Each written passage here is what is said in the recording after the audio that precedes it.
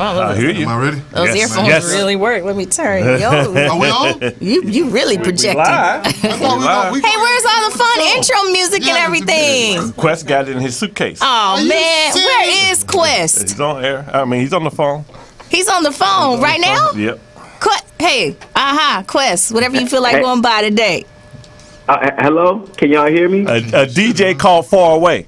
Where are you at? You can't hear me? I'm right here. You know, Okay, I'm everywhere. You never there. Well, hold on. Let me welcome everybody in the world that's watching. Peace and blessings, my rays of light.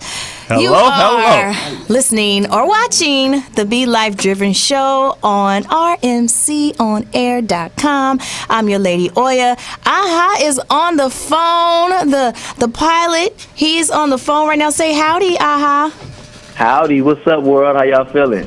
And next to me that just rolled past me to do something behind me. I'm sorry. Well, it was all good. It wasn't anything freaky. I can guarantee you. I was watching. I'm watching. I would never do that on camera. On camera. Never on camera. That's straight. I wouldn't do that at all. Doug, how you feeling? I'm good, man. You know, we got stuff to So, yo, dog, you took all the music with you?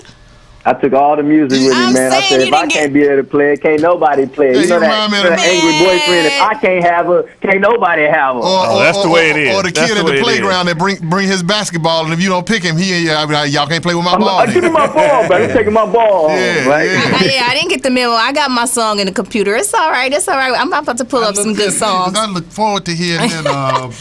we gonna pull it up. We gonna pull it up. Chris is in the house across from me. Yeah, you gonna do the whole show from the phone, dog? Y'all crazy over here. I gotta introduce myself. I got a guest over here, and y'all not introducing us. Well, I just said Chris. I got more name than that. I got 3 names. Oh, Chris, Angelo. What's up? Whoa, what's up? What's up? In the manner that she said it. Yes, that's right. I'm just back from Vegas. It's all good. Mm-hmm. And we have a wonderful guest in the house. We're going to be talking to him in the state of Hollywood. Is what we're talking about today, everyone, is Mr. Bobby McGee, actor in the house. Well, thank you. We ain't got no applause. We We just not set up. This Monday morning. We're going to start giving this show on Tuesday. Yeah. Thank you very much. Thank you very much. Thank you. Yeah. So what's going on, Doug? What you got going today? Well, first of all, look, I just want to say this right here. You know, I always like to start out with something that bothers me, something that we let you whatever bother you, and then I center it back with something positive. So get all the negative out of the way. First of all, I want to say this: if you have a child, yes, and you need somebody to keep that child for you because you can't afford to pay a babysitter, and you bring that child over to the person, don't bring them starving. You understand? Feed them before you bring them. And then if you know they're capable of eating a lot, leave either some food stamps or some money to go grocery shop. I had an incident that jumped off this weekend. It sounds like it. And I hope my wife is not listening because it's one of her friends. I'm going to get in big trouble if she's listening to this show. Let us hear it. Your name. So, I'm not in town a whole lot. I'm traveling. We noticed that. So this is one weekend that I'm in town. So, of course, I want to get, a little freaky with the wife. Want to do some things. Want to put our kids to bed because they're on a schedule. You know what I'm saying? Every now and then I give them a little NyQuil to help induce their sleep. Knock them out so I can push my wife over the balcony. That's what we say in Montgomery. That's the term for give her extreme pleasure. Right. So I had planned on pushing her over the balcony. Well, lo and behold, we get a last minute call from one of her friends saying that, it's my birthday weekend. Lo and behold. Lo and behold. It's my birthday weekend and I need a babysitter. So my wife is not going to say no. Right. So she brings the kid over. Now she bring the kid over doing what I call booty hours. I mean, my intentions were I had the NyQuil, had everything set up, have my kids knocked out by 8:30 on the NyQuil. NyQuil, or in their case, we spiked the children's Tylenol. Oh, okay. Okay. So they cleans the sinuses and everything. So she bring over at 9 o'clock. I hate her on the NyQuil. Bring her in at 9 o'clock. Kids starving. Yeah. In fact, she don't even bring her. She have a friend drop off. A friend run up to the door with her. Drop off. They leave. So, out of just being courteous. Hey, you good? You want something to eat? Yeah, I got to have something to eat. Right. Rude little child. Right. So, I go in, fix a quick turkey burger, thinking that'll hold off. Right. Put them to bed. It's a girl. Put them to bed. Yeah. Still push her off the balcony. My wife. Give her the turkey burger, getting the room set up, getting the music, getting the candles and everything. There's a knock on the door. I peep out the door, it's her. Yeah, what's up? I'm still hungry. So I run back, make another turkey burger. You know what I'm saying? Come back still on the mission. Now, my wife is in the shower. You know what I'm saying? The steam is going, whatever. My kids, I failed to mention, I had already given them NyQuil before she came, so they're kind of a little drowsy. You know what I'm saying? They're ready to drop out. Dude, another knock at the door. She's still hungry. So I go make 3 hot dogs. I'm not making this stuff up. She take down the 3 hot dogs. By this time, my wife done made it to the bed. You know what I'm saying? We got the little lotion, we got the little stuff. We get ready to go, whatever. Now we get another knock at the door. She bored, so I put on a video game for her. Now my kids been in them dozed off. I put on a video game for her to play. She gets stuck on the level. I had to come out and shit. Long story short, I didn't get to have sex the whole night, dude. And we had to stay up. Then she woke up the next morning hungry as a hostage. I had to run to the store, buy some turkey bacon. Bought 2 packs of turkey bacon. She ran through the first one, damn near half loaf of bread. She stayed over. I spent about $150 on groceries just on her this weekend. see the problem was you was feeding her turkey burgers and turkey bacon. You should have gave her some real food, you know, that fattening food that'll like, you know, just clog you and make you go to sleep. That's what I should have done. See, that's the problem. I couldn't call you because you were tied up in the fight. That's what I should have done. This is a case where you can feed somebody unhealthy food. That's right. To make them sluggish, make them go to sleep. That's what, is Quest still on the phone? Hey, I need to know all the foods that'll knock a little child out. 10 years old. Now, she was a little bit overweight. She weighed about, probably for 10 years old, she weighed about 150. But I need to know everything. But you're about 150, obese or whatever. Apparently, I'm the one that tried to give her something healthy. I paid the consequences for that. You paid for that. I paid for that, whatever. But the moral to the story is, if you're going to bring your kids over and you're going to have somebody babysit, feed the kids before you bring them over. And make sure you come back and pick the kids up at the time you say you're going to pick the kids up. Don't just drop the kids off and say, Mama will be back, and then we don't see you. I didn't see the mama the next day until 10 o'clock Sunday night. Oh, so it was a sleepover. It was one of the things that turns into this and turns into that. Ruined all your plans. See, when I was growing up, my mother used to do the same thing. She used to call her friend, "Oh, baby, can you watch my 2 sons?" And she'd take us over there and feed us. You know, they would feed us because we didn't have no food in the house, so they would feed us, you know, make us feel good and stuff. My mom would call back an hour. "Oh, I didn't have to go, baby. I'm going to come get them," you know, just to get us something to eat. Yeah, that's the way it is in the hood, you know what I'm saying? That's what I'm saying. She just dropped off and left. We ain't hear nothing from her and called back to check on her and called back to see if everything was okay. And you got to know your child eats like a horse. You have to know that. Now, if that's the case, leave some food stamps. Leave some groceries. You know, bring your child's favorite dessert, whatever they like to eat. Don't just drop your child off and leave and expect me to feed them and take care of everything, man, whatever. So me and my wife ended up getting into an argument because oh no! So the whole plot and plan was just after about hour of 72, I snapped. I said, "Look, when are they coming to get her or whatever? We ain't got no more food. I'm still horny. You know what's going on? You frustrated. The child's still hungry. I'm horny. I mean, come on. So I lost out the whole weekend, dog. They went to 10 o'clock. I didn't have any sex. So I'm a little cranky this morning or whatever. But I just thought that would be, you know, and now his wife got attitude. He ain't getting none all week. Yeah, because she mad because I put the pressure on the mama to come. And then when the mama came, you know, she's expecting, "Oh, everything was great." You know, my wife was like, "Everything was great." She was I said, "No, everything wasn't great." She was hungry. Here's a receipt for all the food that she ate. I spent $150. She got the child and got her there quick as hell. "Oh, okay, well, we'll make sure that bam, she gone." Okay, so Doug, so let me ask you this then. So a lot of people just want to smooth things over. Like your wife was being very nice and she was like, "No, everything was great," and da-da-da. Right. So do you, Chris, Bobby, what do you think? Do you address the parent and let them know so they know for the future, not only for you, but just the respect factor? Or do you I would have done it, but my wife said, "Don't you say a mother." Well, what do you do? Do you address? I would have fed her peanut butter and jelly sandwiches all night. You know, you got to do something that gets the point across. And when she go home, she'd be like, "Mama, I had fun over Doug and Ada's house. They gave me peanut butter and jelly all night." She'd be like, "They gave you what?" I ain't never taking you back over there no more. I was trying to call you too, but you were at the fight, man. Chris gives some great advice. Chris will tell you what to do because obviously, see, I went to the top shelf food. Yeah, I should have went to the pantry closet, got the peanut butter that would have clogged up. You know what I'm saying? Right. And don't give her nothing to drink with the peanut butter. Just have it, you know. But Doug, Mama would have been mad. They gave you what all day. And the mama would be like, I ain't never drop you off. Just see that? That's how you handle it. I'm glad I brought this up. Well, I'm sorry. No. So as a parent, you expect the parent to drop off the child either fed or with their snacks? Yeah, what would you do? I mean, if you had a child and you were taking... Well, you already know that I'm going to have certain snacks for my child because they probably, you know, but that's the common etiquette, isn't it? I mean, whenever we take our child to somebody... Well, it's not just that, but it's the type of foods, whatever they're feeding the kids. I want to make sure that they have... Well, obviously, she feed the kid whatever. The kid had free reign over the food. The kid was a little obese. Ate everything, just did whatever they wanted to do. So what I'm saying to you is, you know, there has to be a certain amount of etiquette. If you're going to drop your kid off with somebody, don't just drop them off, bring the food. I mean, whenever we leave our child with someone, we leave at least $50. That's what you're supposed to do. Yes. $50. We leave food, the foods they like. Here's this, here's that. This. You knew your birthday was coming up, you know, from the beginning of the year. You knew when your birthday, but it's another, and this person is probably listening. I'm probably going to get in big trouble for this. That's good. You need to be listening. You need to be listening. Next time you know better.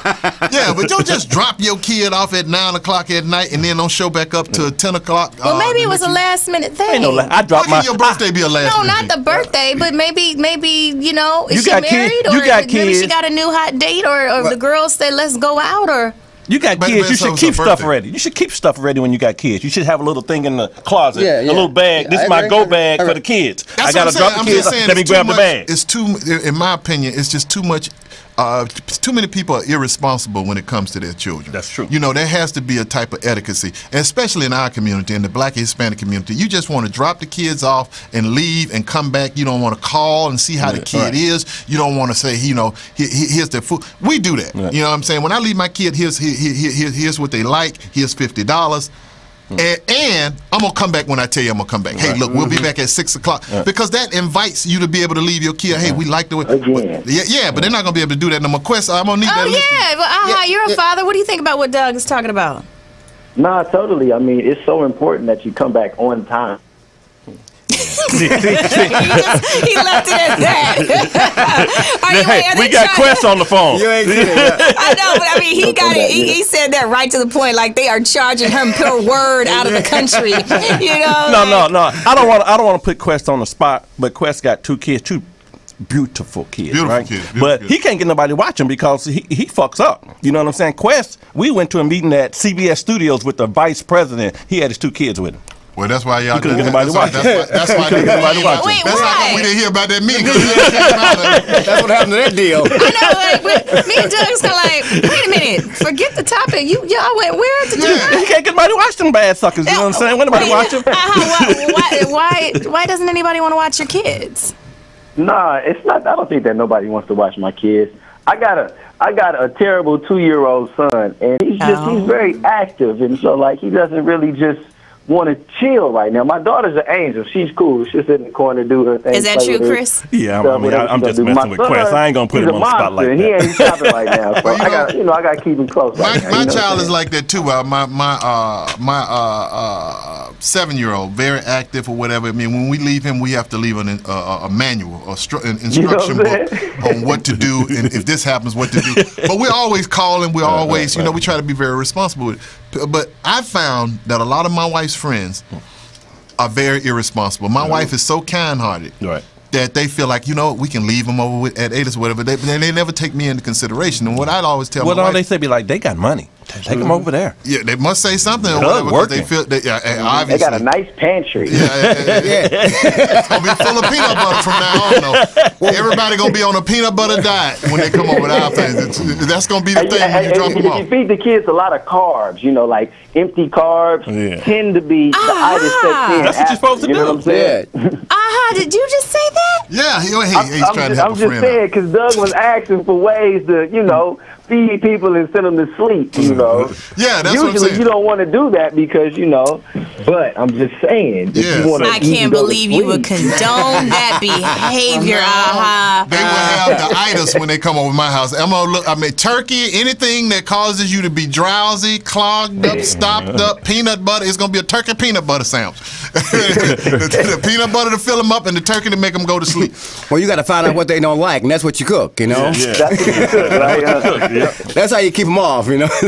Anyway. Have liver snacks. Yeah, that's what I'm saying. Anyway, I had to get that out there. So anybody listening, if you got kids, be responsible. Don't just drop your kids off. I'll get you some rich white friends, because you don't have to they worry bring the about kids over, give like $200, a blank check. Yeah. You know what I'm saying? Don't mind. Give you all type of phone numbers. Here's the limousine driver's phone number if you need somebody to come pick the kids up. Yeah. Here's my emergency number. You know, you can reach me at the party. That's what I'm saying. Yeah, that's it. They leave stuff like that. Yeah. We didn't know how to get in contact with her. She didn't want to. Or you She can meet didn't them at want the you to door. get You in can have loud contact with her. NWA playing in the background. Yeah, that's just saying have some Just NWA. think, Yeah, you know? have somebody smoking weed. But her phone was turned off. She went to the club. It was disconnected. Yeah, she knew what she was doing. So Wow, Chris, what did you have going? You were at the fight. What's going on? We just went to the fight. It was all right. I'm not even going to talk about it. It was too much to talk about. I can't even talk about it. Too much to talk No, you about. can't leave us like that. It was Chris. You too can't leave us much to like that. talk We about. got You gotta give winning us something. champions. Come on now. Well, I'm just going to get a little bit. Okay. I was hanging out with my boy D again. It was Oh, all with good. D? Yeah, with D. Sitting right next to Okay, him at the okay. fight. It you was all gotta tell good. everybody who that is. That's now. Denzel Washington, He was baby. hanging out with Denzel Washington this weekend, so it was Denzel great. Washington. You know, his, Chris was- director Antoine Fuqua. Fuqua. Yeah. We was all there. See, no, I'm I'm Nixon. gonna just say this right here because I know you didn't want me to say, but he talked about you a lot to Denzel. I don't just put that. But he mentioned you. Chris was talking about you to Denzel. So What were you sharing, Chris? I just said there's this very beautiful, very talented, gorgeous girl. You need to come on the show. Yeah, that he works with or whatever that just fight. Oh, so basically you were using me as a lure, as bait to get. No. I mean, it sounds like that, but what he was doing was pumping you up to help further your career, help you, get you going in something. Because here's somebody that can make something happen for you. Yes. So he was telling them how. In fact, I think did you play that the morning song, the one that she sang? I played the one with the video where she walks, where she do the walk. The walking video. So Chris, look at Chris as your agent this weekend. Now he told me, he made me promise, hey man, don't tell her, because when you do something out of your goodness of your heart, you don't throw it up in other people. I said, Chris, I got to break this. He said, man, do not. But I'm telling you, he pumped you up with Denzel Washington. So he wasn't gonna say that, but he pumped you up now. So I'm just, if you get a call from Denzel, or the next movie he's in, you make a cameo. If you have a passionate love scene with him, you think about Chris. Which is what I wanted you to do anyway. Denzel? No, I said think about me. With Denzel though? Well, I'm gonna block that out. That's gonna be a part of the contract. You gonna really no sex scenes, none at all. I know you're not gonna put that in the contract. You're talking about black people not working. You'll be getting the bonus plan. You'll be working, and you'll be one of the top black actors in Hollywood. So that's what Bill promised them. Actually, you're gonna write that in. There must be a sex scene. Exactly. And I must be on set. So we're gonna try to make sure you get that Oscar. Yeah. Chris Rowe. I mean, it's the kindness of his heart. Yeah, that's what I did for you. You are hilarious. Well, my Razor Light, we're going to take a quick break. On this day in 1997, Notorious B.I.G. was, Aha, do you want to jump in on this? Because this is something you definitely want to talk about. This is the day that he died, and we wanted to pay honor him today. It's 18-year anniversary right now. And 18 years? 18 that 18 years, man, Goodness gracious. And he was so inspirational to so many people, one of the greatest rappers of all time. We got to pay our respects and tribute to. Big. Wow. Yeah. It's big, man. Yeah. But we're going to commercial break. Yeah, we're just going to go to commercial break, and we're going to come right back. We got to talk about President Obama down in Selma. That's my Yep, neighborhood. we're going to be talking about some more current events. Oh yeah. That's my So neighborhood. if you want to chime in, chat, have any comments or what's that concerns, give us a call here at Be Life Driven at 323-965. 1600. And 100. today we're going to be talking about the climate of Hollywood with Bobby McGee. So make sure you keep keep your, I was going to say keep your dials turned in, but I mean, I'm you so know, whatever you call this. I'm so excited about this. I had a heated debate on Facebook about this too, and so about what? I want to bring that to the conversation. We'll talk about it more. Let's go to break. All right. Well, while we're on break, post to all your friends and everyone. Let everybody know what we're talking about. We'll be back. In the meantime, we're going to listen to a little bit of Notorious B.I.G. with some Juicy. Team Watson, Life Driven, all that good stuff. All that good stuff. Pitbull energy drink. I do have a request I want to play because I want to make a couple jokes about lived above the buildings that I was hustling from that called the police on me when I was just trying to make some money to feed my daughter. And all the niggas in the struggle, you know what I'm saying? It's all good, baby. It was all a dream. I used to read Word Up magazine, Salt and Pepper and Heavy D up in the limousine, hanging pictures on my wall. Every Saturday, rap attack, Mr. Magic Marley Marl. I let my tape rock till my tape pop, smoking weed and bamboo, sipping on private stock. Way back when I had the red and black lumberjack with the hat to match. Remember rapping Duke? The hard, you never thought that hip-hop would take it this far. Now I'm in the limelight cause I rhyme tight. Time to get paid, blow up like the world trade. Born sinner, the opposite of a winner. Remember when I used to eat sardines for dinner? Peace to Ron G, Brucey B, Kid Capri, Funk Master Flex, Love Bug, Star Ski. I'm blowing up like you thought I would. Call a crib, same number, same hood. It's all good. And if you don't know, now you know, nigga.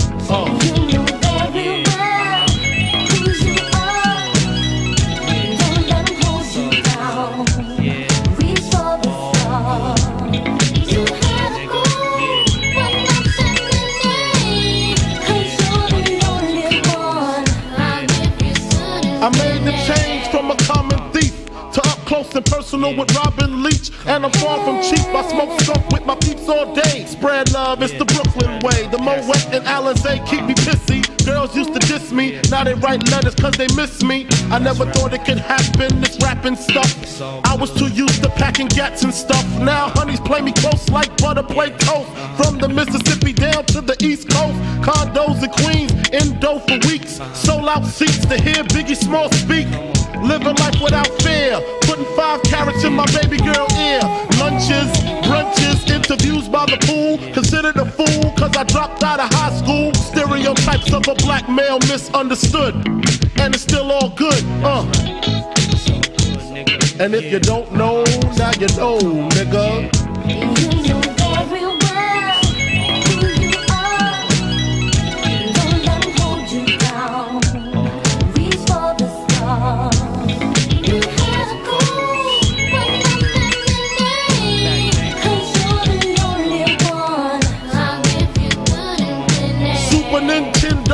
Genesis. When I was dead broke, man, I couldn't picture this. 50-inch screen, money green, leather sofa. Got 2 rides, a limousine with the chauffeur. Phone bill about 2 G's flat. No need to worry, my accountant handles that. And my whole crew is lounging, celebrating every day, no more public housing. Thinking back on my one-room shack, now my mom pimps an act with minks on her back. And she loves to show me off, of course. Smiles every time my face is up in the sauce. We used to fuss when the landlord dissed us. No heat, wonder why Christmas missed us. Birthdays was the worst days. Now we sip champagne when we thirsty. Damn right I like the life I live, cause I went from negative to positive, and it's all. And if you don't know, now you know, nigga.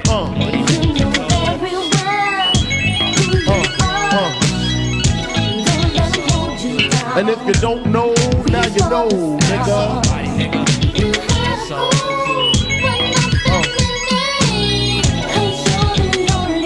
And if you don't know, now you know, nigga. Representing B-Town in the house. Junior Mafia, Mad Flavor. Yeah.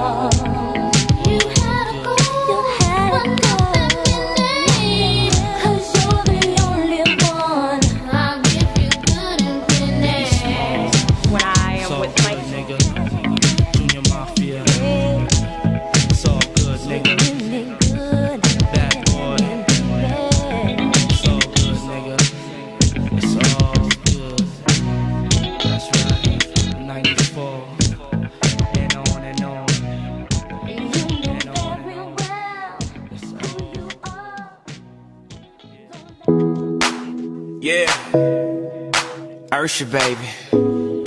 This is for the A. Shawty, I don't mind if you dance on a pole. That'll make you up. Shawty, I don't mind when you work until 3. If you're leaving with me, gon' make that money, money, money. Your money, money, money. Cause I know how it is. Gon' handle your biz and get that money, money, money. Your money, money, money. You can take off your clothes long as you coming home, girl, I don't mind. The ballers in here tonight, they gon' buy 100 bottles. As soon as you shake it, I know they gon' make it colossal in here. Cause shawty, you thinking them tricks that you do with your body. Got all of these cutting around you like they sing Beyonce in here. You want your own and you need your own, baby, who am I to judge? Cause how could I ever trip about it when I met you in the club? I make enough for the both of us, but you dance anyway. You know I was raised in the A. Shawty, I don't mind if you dance on a pole. That'll make you up. Shawty, I don't mind when you work until 3. If you're leaving with me, gon' make that money, money, money. Your money, money, money. Cause I know how it is. Gon' handle your biz and get that money, money, money. Your money, money, money. You can take off your clothes long as you coming home, girl, I don't mind. No, I don't. When you get off of work, I'll be ready to go in a Rari. And when we get home, we have us our own private party, you know. So I don't worry at all about the things they do or say. I love you anyway. You can twerk while in a split. You racking up them tips. Your body rocking, your booty popping. I'm proud to call you my. They be looking, but they can't touch you, shawty. I'm the only one to get it. So just go ahead, keep doing what you do. Shawty, I don't mind if you dance on a pole. That'll make you up. Shawty, I don't mind when you work until 3. If you're leaving with me, gon' make that money, money, money. Your money, money, money. Cause I know how it is. Gon' handle your biz and make that money, money, money. Your money, money, money. You can take off your clothes. Let's get it. Long as you coming home. What you see, Jay? I'm just tryna cut her up, tryna bust a nut, tryna take somebody, tryna to tryna fill my cup, tryna live it up. Throw some hundreds on that, got out the club. Yeah. Lap dance for the first date. Better throw a few bands, that's third base. It's okay if you work late. We can still party like it's your birthday. We can still party hard in your birthday suit. Knock the out the park like my name Beirut. Shawty, she just wanna tip, I just wanna see a strip. If you like you love me, shawty, you might get rich. Have her own cake, her own place, blow her own gas, no Rolade. When we in the bed, she like the tell her friend to join in both ways. Shawty, I don't mind if you dance on a pole. Do, do, do, do. Money. Yo, man, I don't know how I feel about this song right here, man. This is You don't want to get that money? Nah, but I'm just saying, basically, first of all, let me just say this, man. It's getting incredibly hard if you have kids to let them listen to the radio. Okay, so Definitely. Doug, let's talk about this because you know how I am about lyrical content. Right. That's very important what you're putting out there. Right. But Usher got a little thing, the little beat. But this is kind of weird with the message, and then if you have he's basically saying, I don't mind if you strip, you my girl, you can strip, you got to make your money. First of all, if she with you, she shouldn't have to do that. She shouldn't. Hello. But what kind of message are we sending to women? I mean, we're telling them I don't like that it at all, Doug. I think I like the melody. I feel like this takes me back to that Betty Wright song where her mama was saying, I like the melody, honey, but I know you're not gonna sing that Hello, song. Stan. You know what I'm saying? Like, it's crazy. Hilarious. What do you know about that song? I mean, DJ? Well, you know, you called me my name, right? You know, I'm a DJ for a reason. Well, I mean, DJ you is really, a music honestly, librarian. You really You hear honestly me? can't help it because this song is playing every Yeah, hour and it's on off the the hour. chain. But you know, here the problems I'm having. There's another song out that I have to change. I'm in love with the Coco or the Bopo. I'm in love with the Coco. Yeah, you know, No, that's how- not With Coco, with Coco. See, I I know like that it one. because I like that one. You've heard it? No, but I like it. But I'm picture- in love with the Coco too. But picture your 7-year-old son saying, "I'm in love with the Coco." I mean, Hey, you know what's funny? It was funny. I got a buddy who has a son. He's in middle school, right? He's like 6th grade age. And so he was singing a song, I'm in love. He's like, son, do you know what that means? He said, yeah. He's talking about hot cocoa. And he was like, no, son, he's not talking about hot chocolate. But this brings me back to my childhood because I listened to like everything and a lot of stuff that my parents didn't even know. I was singing stuff that I just found out what I was singing. Like That's when what I'm saying. when I go back and I'm like, oh, that's what they were talking about. And then they I had that wasn't song, thinking about that stuff like that. Birthday, sex, birthday. I mean, so, you know, kids are saying these are catchy tunes and catchy hooks. I don't know about this one because if you got a daughter, do you want your daughter listening to a song that say, I don't mind? Now that you done brought up daughter, this is something that you need to add to your list of stuff to do when somebody bring their kids over. Peanut butter and jelly. Yeah, play this song. Let them listen to the cocoa. Nah. I'm in love with the cocoa. And get your money. And then when she go home and tell her mama, well, mama, Doug was playing cocoa. I love the cocoa. Get my money. She's like, I ain't never taking you back over there no more. Can you imagine? You just gave me, you know, I want to talk about this on stage. Now, you just gave me some routine to go on stage with. This is hilarious. That is great because I can so see that happening, and the child going back home talking about I'm in love with the and they be like, you in love with what? Where you hear that song at? I heard that over Doug's house. And you know what? And the woman will say, I ain't never taking you back to Doug's house. And Doug will say, mission complete. Mission complete, Having right? sex with my wife the following week. Mission complete.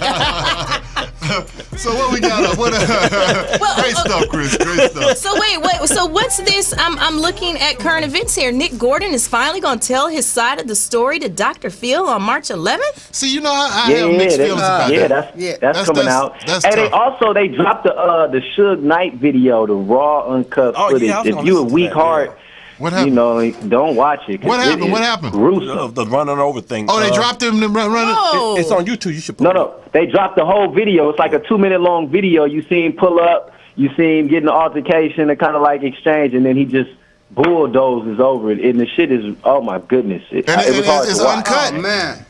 What? God, dog.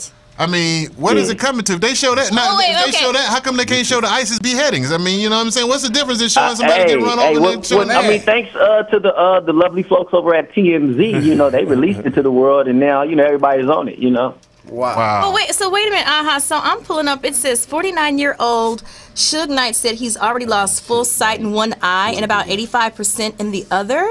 Nobody has any, I mean, with all due respect to another human being, but, you know, in the hip-hop culture, everybody has lost total respect for Suge, you know. No, I'm so not it's saying like, lost sight in that sense. I'm talking about this is saying that he has he's saying lost he's not getting the proper medical attention. in one eye and about 85% in the other. Knight also said all that I can say is karma is a bitch. Yeah, I don't think anybody's going to feel sorry for him right now. he says Nobody's going to feel sorry for him. It's not going to happen. It says Knight also said that he suffers from blood clots and has lost more than 35 pounds since he's been shot 6 times at a nightclub last year. He added that he's receiving extremely poor medical care in prison. What about the guy I mean, do you think you're going to get Obamacare in prison? That's what you think hilarious. Hey, I'm gonna reserve because I be performing, I be out, and we know music. I gotta be careful. Doug ain't trying to get it no job. I gotta be careful. You know, you can't. You know, if you're the average person on the street, you can say what you want about Suge, but you're in the entertainment business. You performing. You got mutual people. Last thing I need is somebody to tell Suge while he's in jail. You know, Doug out there talking about you. Get out and come to the show. Well, hey, the only way I can talk about him is if the judge guarantee they're gonna give him life. Without I have some comments. So wait, before we go to this Gordon thing, it says that he allegedly, they're still printing that it's allegedly the hit and run where he used his car to run over 2 men, killing one of them. He faces up to life in prison if convicted. Now, you saw the video. Did he allegedly run over them? Well, did we pull a video? Alleged is a good word to use. Yes. That's a great word for democracy. You know what I'm saying? It kind of keeps everybody on the fence. Well, what that word is used for actually is to keep you from getting sued, because until it's actually proven, they have to color it up with allegedly. Yeah. So, like Chris said, until you're actually convicted. Allegedly, there was a gun there. Allegedly, there was some exchange. And Suge is speaking facts when he's talking about his health. He's not in the greatest health. He got shot. He was already a man overweight, dealing with blood clots and other issues. So, he can't really stand a fight or whatnot. And he had men coming after him, and he hit the gas. It wasn't like my foot slipped on the gas. Wait. So was he defending himself? Like, so people were after him, and this is self-defense? That's his claim. Self-defense. Well, he pulled up to the, just a backstory a little bit. He pulled up to the movie set, the Straight Outta Compton film with Dre and Ice Cube and a cast was shooting for the upcoming NWA movie. Was he invited to that? No, because I can't imagine him inviting him to that. I didn't mean to cut you off, but was he invited? Do you know? Because I would assume that the relationship between him and Dr. Dre is not. I don't know, but I would just, in my opinion, highly doubt that Suge Knight was invited on set. Right, because I'm saying Dr. Dre. It's been openly reported that there's friction with Suge Knight, Dr. Dre, Snoop Dogg. So these guys are not friends. So, the question would be... Yeah, they're not really friends. 50 was just on the Breakfast Club with Charlamagne and DJ Envy and Angela Yee. And 50 was saying how, he was talking about, I'm paraphrasing, he was talking about his relationship with Jimmy Iovine, strained his relationship with Dre a little bit, and he was telling about, the quote says, you know how the media likes to put the big quotes on, it said, 50 Cent said, Suge wanted to kill Dre. And that was way back in the day, you know what I'm saying? So, I don't think they cool anymore.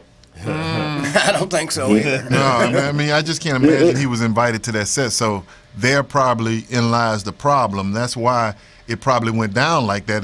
They probably, I'm sure, with Dre being an executive producer, that he had some people that were probably telling Suge to leave, and probably this is all speculation, but I'm just kind of connecting the dots on this.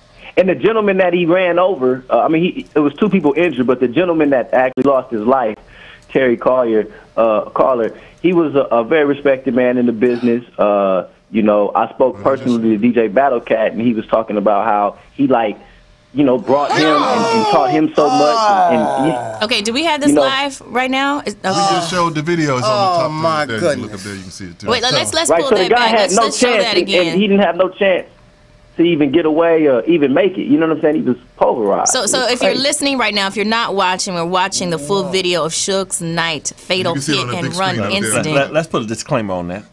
Yeah.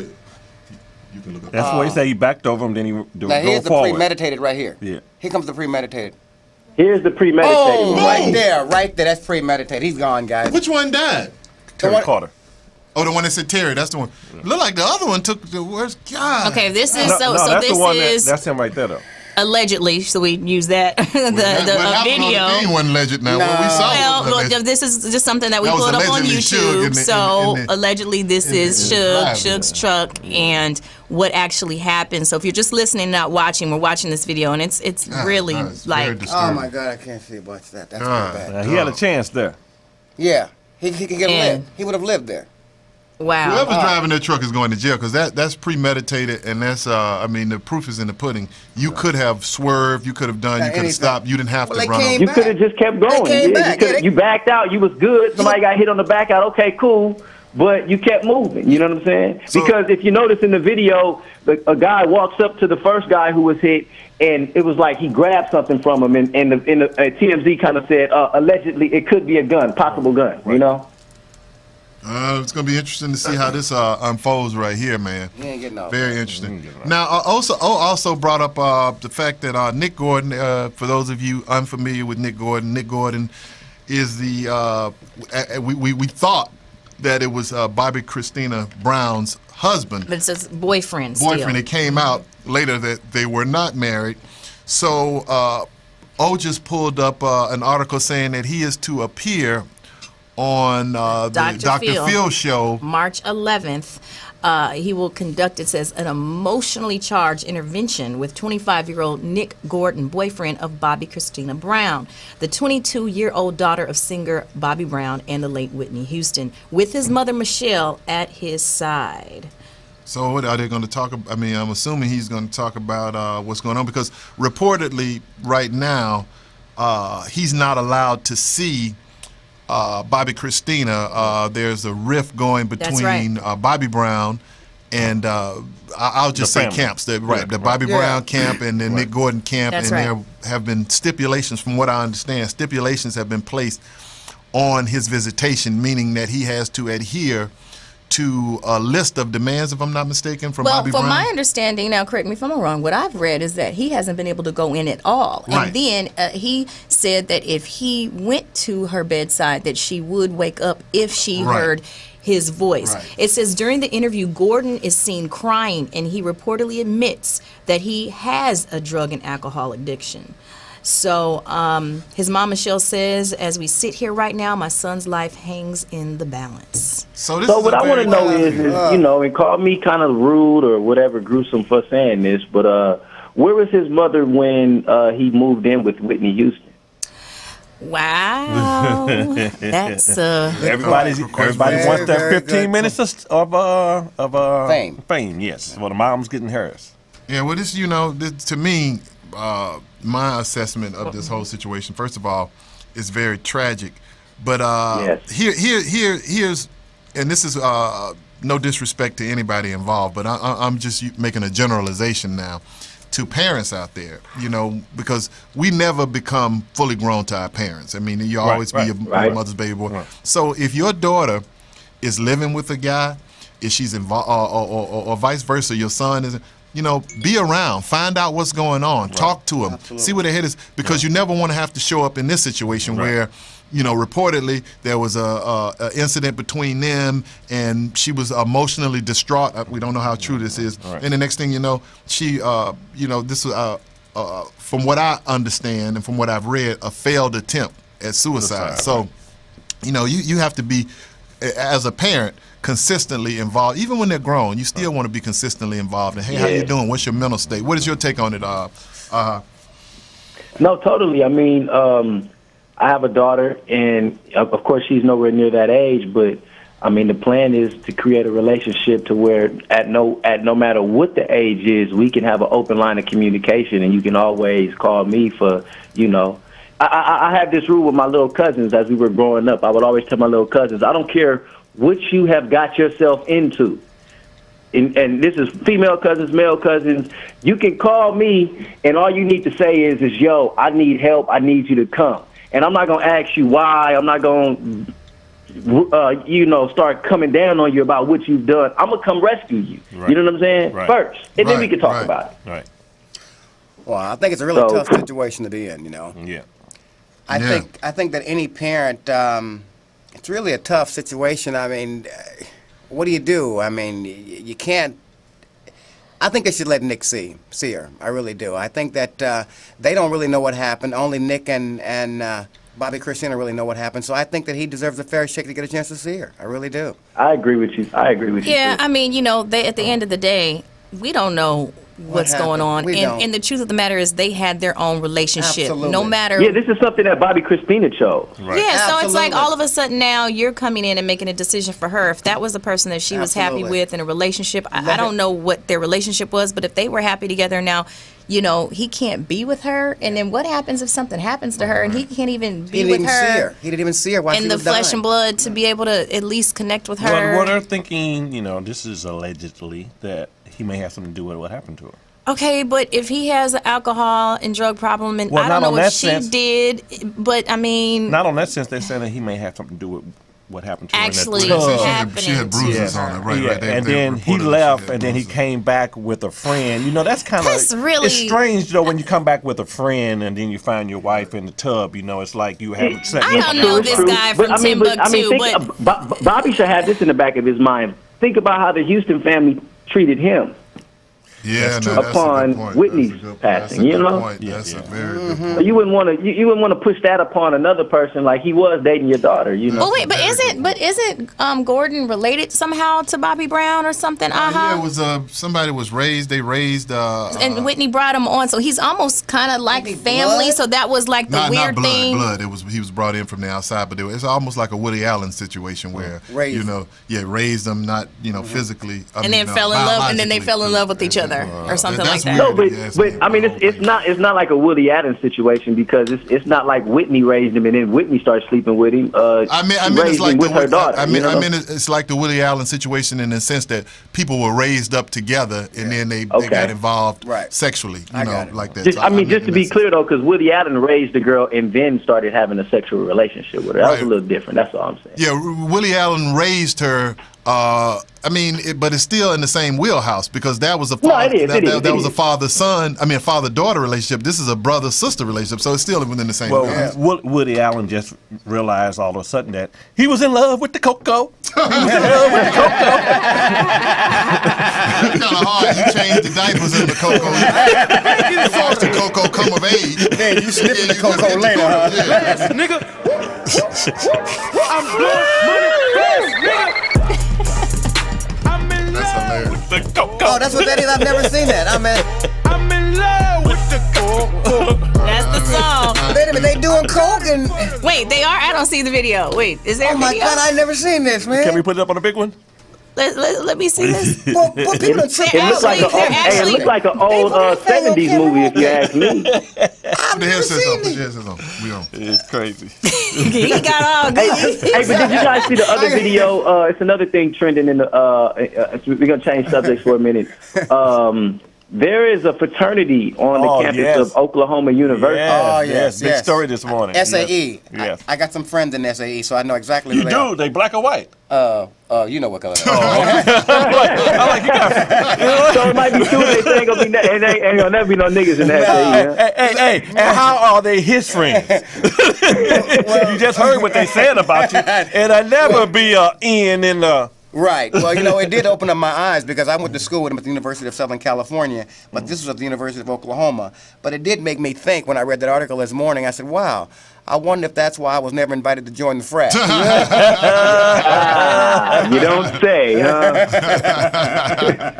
What's crazy is these news reporters, they always talk about, racism really isn't that bad.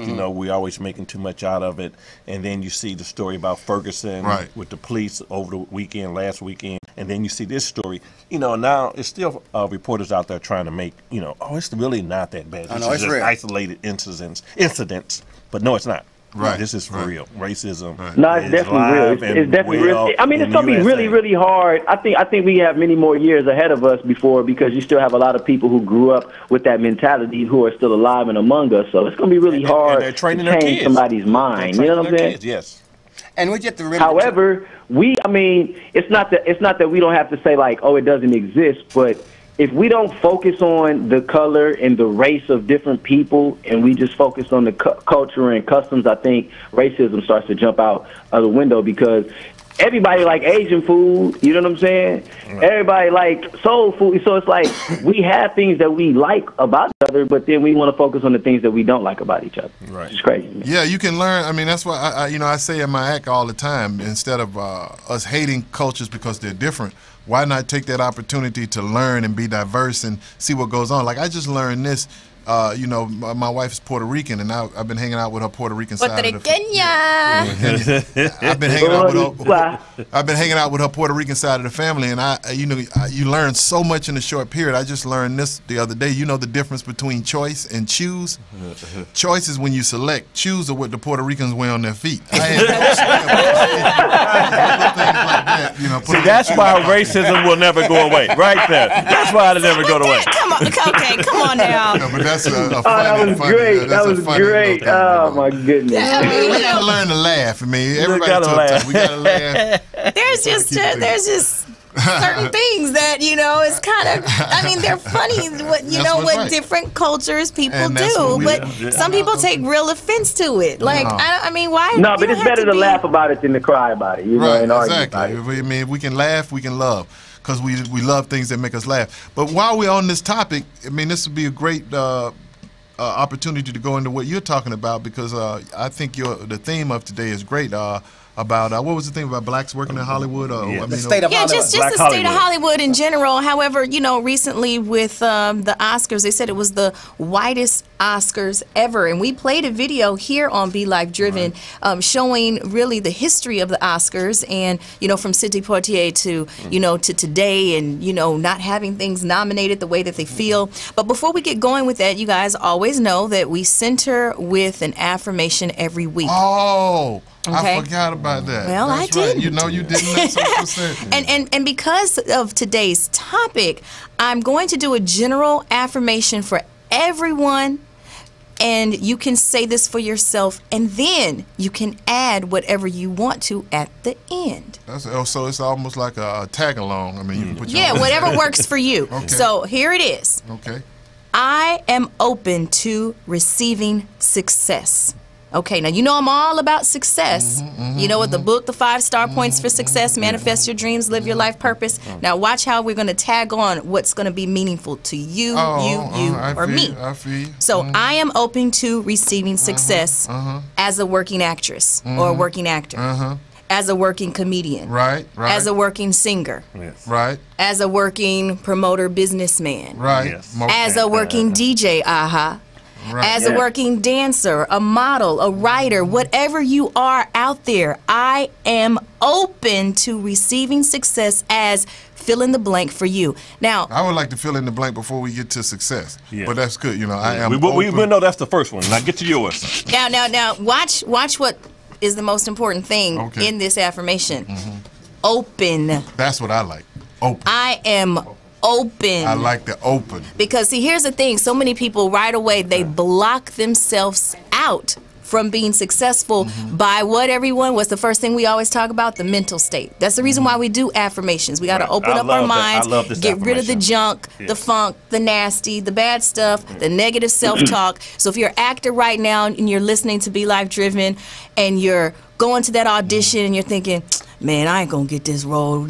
You know, I keep going on these auditions. I ain't gonna get this, man. And then you get into the audition, and then you see all these same people, and then she booked that, he booked that. Man, I can't catch a break in this industry. Right. Man, I can't never. You know, all these negative things that you say, and then what happens? You're not gonna. It don't get happen. it. So what is it? I am open. You have to be open. So you have to change your way of thinking when you're going into the audition in the first place. When you're talking to a client, be open. Open yourself up. Don't close yourself off, because you just close yourself off.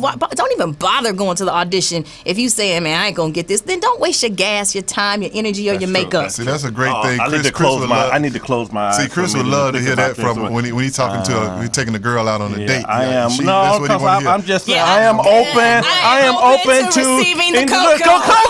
I am open to receiving the cocoa. See, you know what I'm saying? I knew that's where I was going. Even though this is kind of extreme and not exactly where I was going, if you do take her out to dinner and thinking, man, I ain't gonna get this. You ain't gonna get that. Well, you know what side of the menu you should be choosing for if you ain't gonna get it, right? Because I'm always in love with the cocoa. You know what I'm saying?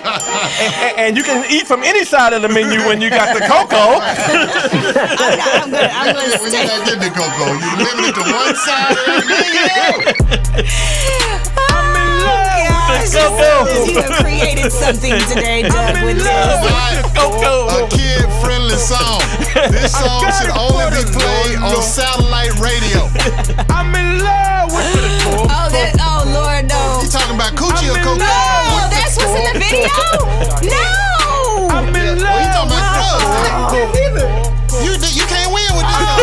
No, this is what it's really about. So they need to boycott this song. No, it's not. I can't believe the video, man. Son loves this song. Hit my plug, that's my cholo. Oh, no. You got people on video This talking is like about cocaine.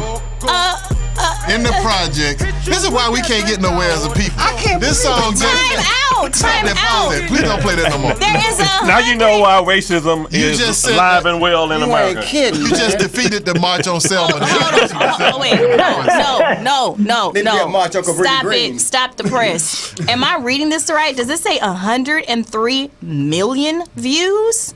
Yeah, that's correct. That's Okay, correct. Shout out to OT Genesis.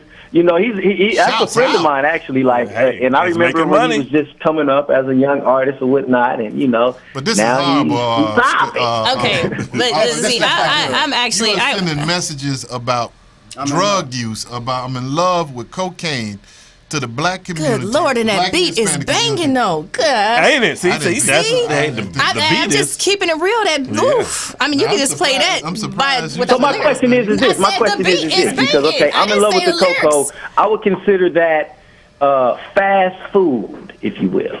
Coco? Right? Well, you can consider it whatever you want, but he's showing you what it is. No. I mean, Hey, there's no like what blurred I'm saying line about about what food, he's I'm talking saying about. it might taste good, it might sound good, but it ain't good for you. Well, what's the message? I mean, the message is clear what he's trying to say, but should that be the message? More so, I wasn't should be the that question. clear But until see, I but saw this the is the video. problem. This is the problem I'm having because you have, you know, Bobby and I were talking about this the other day. You have a positive movie or you have a movie or you're trying to get something distributed that'll do some good, you can't get it done in this town. This has 103 million views. This is all over the place. So, I mean, there's got to be a balance. Okay. No, there has to be a 'cause- balance. I mean, I think regardless of whatever is going on, if you put this out, right? There's porn all happening all through the town. There's all kind of porn stuff happening, right? So why not have a balance? Why not have those good characters, the moral stories that are going out that are going to uplift and you know what I'm saying? Why not? But Quest, in order to get to point, I know I'm a porn professionalist. You have to make special provisions to get to that. You know, I'm not going to get in my car and turn on the radio and hear.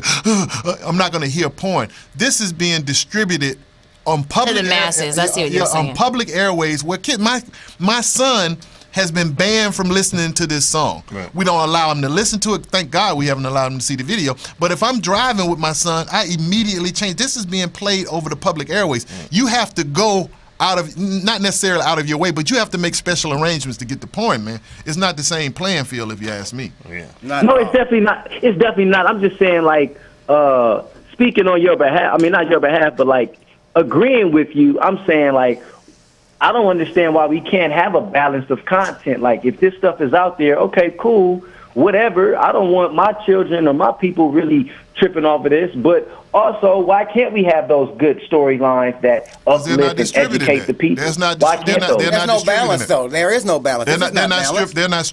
What he's saying is, we can get this. Why can't we get the other? Why can't we well, get the I would say you need to put the good message with a good beat. Because the beat is I mean, what's getting it over. The beat is what's getting it over. They just banned Mos Def from the country. I mean, he has great message, great beats. He talks about fucking ISIS and all that type of shit. They said, you can't come back over here. So here's come back happened. over where? They banned. I don't know if the ban is still in effect, but for a while they banned Mos Def, who was a United States American citizen, from coming back into America. They revoked his passport. Well, here's the problem, though. Here's the problem. Here's the problem that as I see it. We, as a people, and when I say we, I mean people of color, we have to step forward and show society what we're willing to accept and what we're not. Because this is selling. The negativity is selling. The drugs is selling. The indecent exposure is selling. And this is what our youth, they are drawn to this type of stuff. So the people who are distributing this look at, let's give them what they want. Well, it's all about numbers when it comes to the distribution, but as regards to being a creator and going back to the affirmation, I'm open to receiving success doing whatever it is that you are doing. You have to have a certain state of mind in your power and who you are and what you're creating and what you're doing to not sell out to do something like this, because it does have 103 million views. But is that what you stand for? Is that who you are? Are you ready to strip down naked and that's not who you are, to sell your body, not your music? music? Are you willing to act like, you know, I don't know what OT Genesis story is. Aha, maybe you can tell me, you know. Well, I mean, he has his last record was called wait, time out. Touchdown. No, I don't want to know about the music. I'm talking about his history and why he would be putting out a record like that. Is it just for sales, or is this his history? I think he was is he tell really you what happened on his last project. been a dope dealer or whatever? No, I'm trying to get to the realness of who he is. This is his lane of music. He's a street rapper. He's talking about drugs and guns and dope all the time, you know. So, you know, this is nothing new. This one just actually caught on. You know what I'm saying? Who is it? Jay-Z makes a point that he was a drug dealer back in the day, and you see where he come from and where he's at today. Where I want to get really careful with art. This is my personal thing. I mean, because I tell you, I was the first one, you know, listening to NWA and all that, but you know, I'm more like in the lane of like a John Legend, Alicia Keys, Marvin Gaye, Jill Scott, positive ray of light stuff. Thank you. But at the same time, if you're expressing yourself from where you came from, it's just like from, like you said, with Jay-Z, you know, from what he was talking about from way back in the day, Foxy Brown days and before, to today, but you know, what he's saying to flip. But in my opinion, my humble opinion, there has to be a restriction put on that. I mean, we have. But are we really going to put a restriction on art? And you know I'm all about the positive and what you put in your mind. When I say restriction, listen to what I mean by that. Okay. When a film has cursing, when it has a rated R stamp is put on it. Now, I'm not trying to stifle the creativity. I'm saying we have to put guidelines on who's able to see the creativity. Oh, shit, you're right, no, I'm not saying he's right about that. And Bobby, I know you're itching to talk, but back in the day when we would go to, I'm so back in the day, I don't even remember the name of the store, like Tower Records or something, right? They would have a thingy, a little stamp, the parental advisory. And they enforce that. But now it's so open, anybody could type in. So you saying that it should be? My son can go type in this, but there needs to be some type of restriction, especially on the airways as to what you play. Absolutely. They have pushed the envelope. I don't know what the FCC is doing, but they have pushed the envelope to the maximum. When you turn on, and if you have a daughter or you have a child that you're taking to school, and this was playing the other day when I'm taking my kids to school. I'm in love with the Coco. Sex on my birthday. I mean, and then we're taken aback when we look up and things are not right in school or in society, or something happens to a young kid, or they start selling drugs at an early age, or they get busted, or they come to school with a gun. So that's what I'm saying. I mean, Bobby, I know you're itching to share your point. But I see Doug's point because he has young kids, and your point is valid. But at the same time, you know, growing up in the ghetto where I come from, and you know, maybe some other people around, you know, it's up to your parents to raise you right from the beginning. I agree with that, if you're raised right and you have a good foundation, no matter what you come up on, unless it's just too much for you, Bobby is you can fight it. You know what I'm saying? You know, I grew up around drugs, alcohol. You know, all my friends are drug addicts. You know, you can fight your way out. I got something else to say too, but Bobby, go ahead. You've been waiting so patiently. I just think that there's a responsibility. How about I'm open to responsibility? How about that? I think there is a responsibility that the artist has to take. And especially somebody who's getting 102 million hits, he has to know how powerful he is. He knows he's getting or gonna get 102 million hits off of this. So he has to say, you know what? This is gonna be going out to my young black men, my young black women. But what if he's not I don't know this man. What if he's not at that consciousness, that awareness of what he's putting out? Well, maybe he's living like this. That's why the FCC has to come in. Like Doug said, they have totally knocked down the barriers as far as what's being said on the radio, what's being seen. Somebody has to stop this. At what point will we just look at this Suge Knight video? I mean, come on. At what point do we stop things? You know what I mean? Or at least regulate. I mean, like this video should come with a. You should have to, in order to watch this video, you should have to type in your age. They have that for pornography on YouTube, right? Yeah. You have to type in. And they have that for video games. Like my son there was a new video game out he wanted to see. He said, Dad, I can't watch this thing because I have to type in a certain age word. So we have to, I mean, YouTube and different people have to step up and regulate this. Now with regards to Chris's point about that's not happening. Right. You know, throughout the ghetto or whatever, we're not, I mean, parenting and people teaching their kids, that's not happening. So we have to enforce rules that keep kids who don't have parents, who don't have kids who are without a father, from being able to have free reign and easy access to this type of material. We can't rely on people being responsible as parents. We have to do our part into society. And if they go beyond that and they get to it, then it's on them. But we do need to set up, I feel, roadblocks and regulations to keep this type of music and these type of messages from getting to the youth. Well, that's why we need the boys clubs and all the big brothers and stuff like that, because it does take a community. Fighting what Doug is saying is true, but you ain't gonna be able to fight capitalism. Well, so let me ask this. You can't fight it. You're not gonna win either. You ain't gonna win. You know what I'm saying? That's all I'm saying. You ain't gonna win against capitalism. This country is built on making money, and it ain't gonna end. We need to have more organizations that out there to help. But let me ask this of who's here today. Chris. Yes. What kind of music were you listening to back in the day? Was there other stuff in it with... My mother did the best she could as a single mom to raise me and my brother, but I was exposed to everything. Okay, so guns, thank you. Drugs, alcohol, women, everything. Because, we were allowed to go outside. When I was growing up, it was outside. You could go outside and go anywhere. You could ride your bike for 100 miles as long as you was back before dark. You know what I'm saying? I'm just trying to make a point here. Everything. But check mark. My mother... she was one of those, she's a little bit older. She put a good foundation down, I bet not even smell smoke on you. So once I came home smelling like cigarettes, alcohol, she was in my ass. So I made my point that I was going to never let her catch me, smelling like liquor or, make her right. I didn't want to never make her right. No, you were smoking today. No, I wasn't. No, I wasn't. You know what I'm saying? So I just made it a point to never do it. But my mother was the one who put that foundation in me. Don't drink. She didn't drink.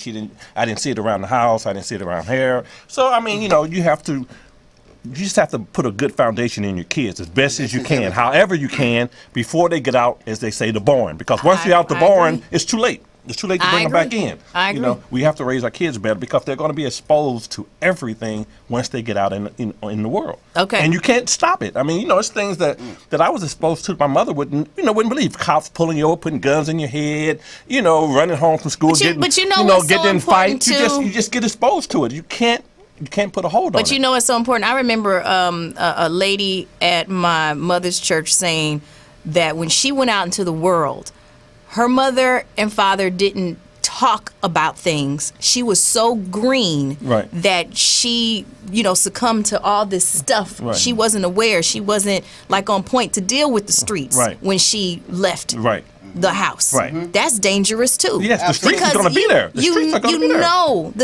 are going to be there. Yes. Thank you, Chris. Now, Bobby, were you exposed to things? Were you listening to certain music that you quote unquote shouldn't have been? Yeah, you turned out okay, like Chris. I think he kind of teetering. I don't know, but I'm on the borderline. I'm on the borderline. Okay. I went in the military at 18, so I left. And went to a whole other state. Yeah, they whipped all that cocoa out of here. but at the same time, once you get out of boot camp, you want the cocoa again. You know what I'm saying? We went to Tijuana. We went everywhere. Your mother's nowhere around. You just have to be able to find it out. But the thing is that you still had that level of that first of all the foundation from your mother. Then when you went into the military, there was a certain knowingness, consciousness, discipline. So even when you went back in the streets, you still had a certain kind of thinking things through before you messed around with certain things. What about you, Bobby? Yeah, Bobby. What about you? Well, I was raised up on a farm, so music for me was very limited. And we had country and western. And so when I came to California, it was big for me. And so as far as being exposed to a lot of bad lyrics and stuff like that, just didn't happen. Yeah, he was raised in Arkansas? Yeah, I was raised in an area called the Arklamis, which is Arkansas, Louisiana, and Mississippi all right together. Oh. So we only got one soul station on the weekend, WBAD. So basically all my life, all I know is country and western. So I'm a big country fan to this day. So I wasn't really exposed to it, but I knew I was dealing with racism. So I like music. A lot of music it's racist. A lot of country music is racist. Right. So I do have a kind of a mixed up feeling about music and what I've been taught because of that. Because I like music where they calling me the N-word. That's why he was able to get along with those Oklahoma Hoosiers and stuff. You know what I'm saying? It makes sense why they was his best friend, and they didn't like his ass. They didn't like me. So as far as being confused he just knew how to deal with it because he was raised. That's a good point. That's a very good point. And when you're raised in an area like Arkansas, Alabama, Mississippi, it's just certain things you just don't do. And certain music that are just not accepted. So we didn't have, like I said, one day a week on Saturday night for 4 hours, we had soul music, and that was it. That was all the soul music I was exposed to. Wow. Now we back to our theme for today. While he's able to deal with Black Hollywood. Yeah. What do you think about it? Racist. What is your I mean, you've worked in this town. You just did a movie with Robert Townsend. What do you think about the state of Hollywood in terms of employing African minorities, for that matter, Hispanics, blacks? Where do you think things are right now? How do they sit with you?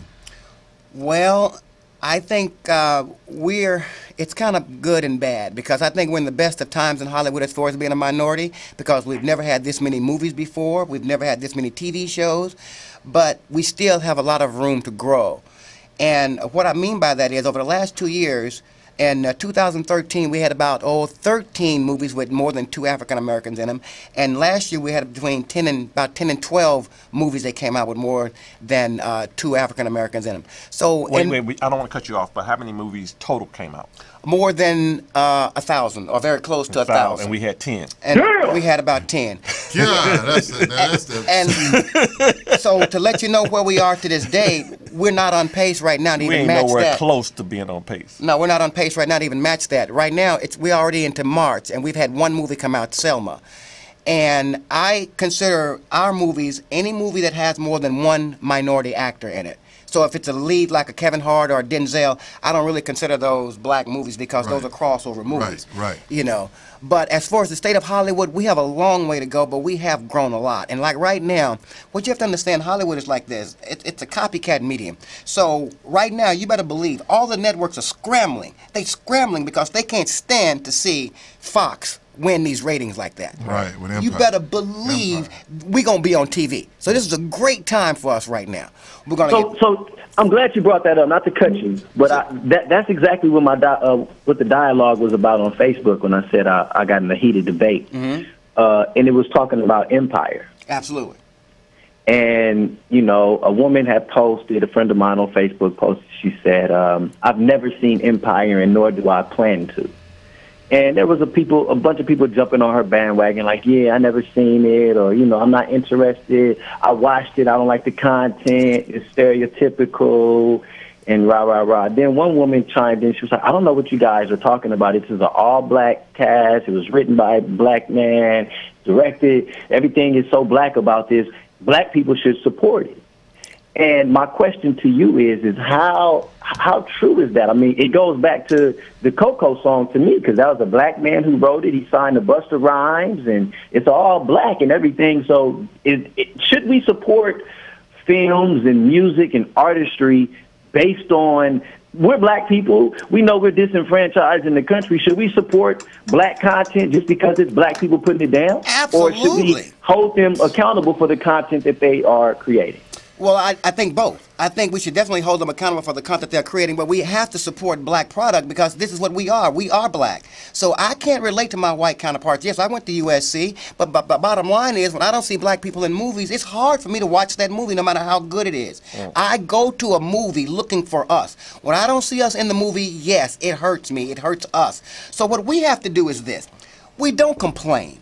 Make a change. Yes. Okay, so that's what I've done for myself. Robert, for the last 3 years, has been training me to be a producer. So this is the thing about Robert Townsend. Robert Townsend. So these are the things that we have to do. We have to be aggressive. I called Robert up and said, Robert, I want to learn to produce. Robert said, you do? Okay, fine. So we have to take the ball and run with it sometimes ourselves. You know, all my money's been made in front of the camera, but I realized that things were changing. That life is shifting, you know, and we have to be responsible for our product. So nothing is going to get done unless we are in charge of it. Doug has a product. I'm totally behind him, because we have to put our own products out there, what we want to say to the audience. We have to put the actors in these products. The lead, like, for example, we don't have any black females in movies. Where's our black females in movies? I mean, we got Don Cheadle, who has his TV show, not a movie, but he has a lead on his show who's white. We have Focus, who's out right now with Will Smith. He has a white lead. Okay, you got Annie, who's starring Jamie Foxx. He has a white female lead. We have to. Wow, that's powerful. I never thought about it like that. We have to take responsibility. You know, believe it or not, Robert is very, very black, believe it or not, and I love. I didn't notice. You know, but you know what I mean. But what I mean by he supports his community.